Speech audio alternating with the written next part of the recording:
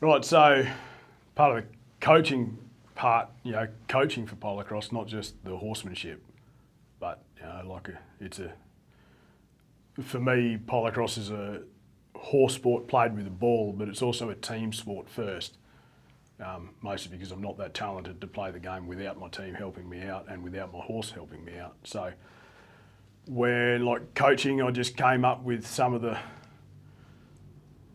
best parts about it that made it into more of a team game, and helping your players help you. So this is my team player culture.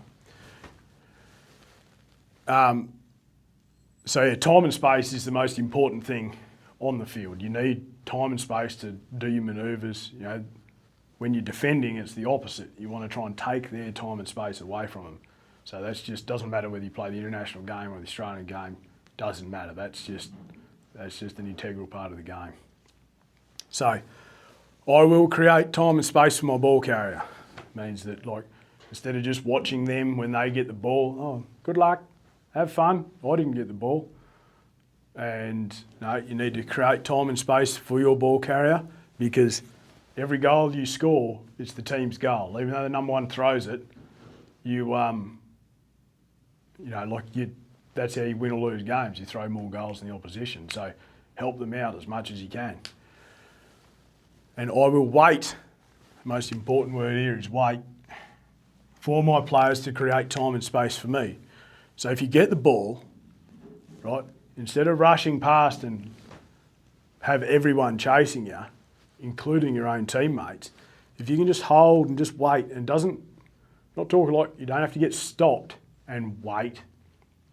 Might just be that you just look up and you just drift your horse away a little bit, or you just have a little rate. Might only be that much.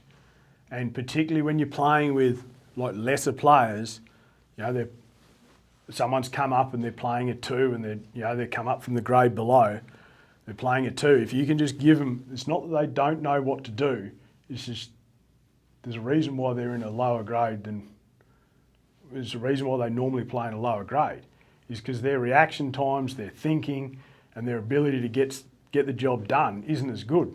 That's why they're a lower grade player. So when they come up, you can really make them shine and make them look really good and really add to the team and contribute by just waiting just a second. Let them get their job done, and then you can go get your job done. Right? And I will know my players and help them maximise their strengths and minimise their weaknesses. So you want your players to be helping you all the time as much as you can. So with this, if you know what they're good at, well then you can set up scenarios so they're just doing what they're good at, right? That horse has got a wicked check and right hand turnaround. So let's drag the field this way a little bit to give them more space for their right hand turnaround, or minimise their strengths.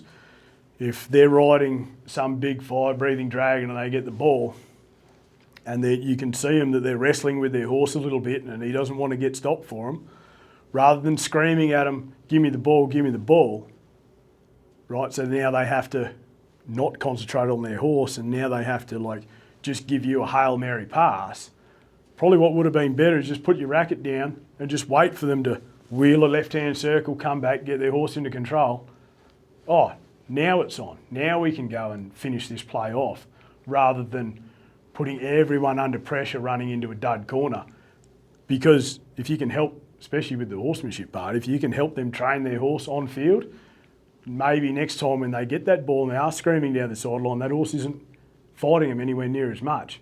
Maybe that horse is back in their hand a little bit because you gave them an opportunity to get that horse back in control before they relieve the pressure by throwing you the ball. So yeah. But this here, I will wait for my players to create time and space for me is the most important one here.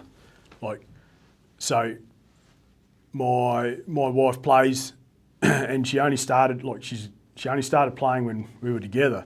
She's a very good rider, she's got very good stock skins. So she can read a mob of cattle very well.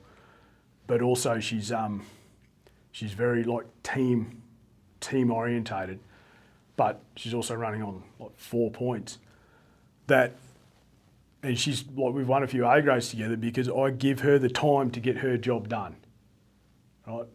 And now, and I set her a task so that she generally has to play against the most dangerous player. She's well mounted and she knows her job. So if I can give her the time to sort out their most dangerous player, let's say that player's an 8 and she's a 4, well, I've just plus forward my team, given my team 4 extra points on the overall standings because I waited a couple of seconds, right? So, yeah, this is the most important. Plus, if you're thinking about your other players, here you are, you're thinking about your other players, here you are, you're thinking about your other players, here you are thinking about your other players, and if everyone's doing the same thing for you, well, now you've got 5 people thinking about you rather than just you thinking about you, right? So you actually get thought about more than what you are if everyone's just thinking about themselves. So yeah, that goes.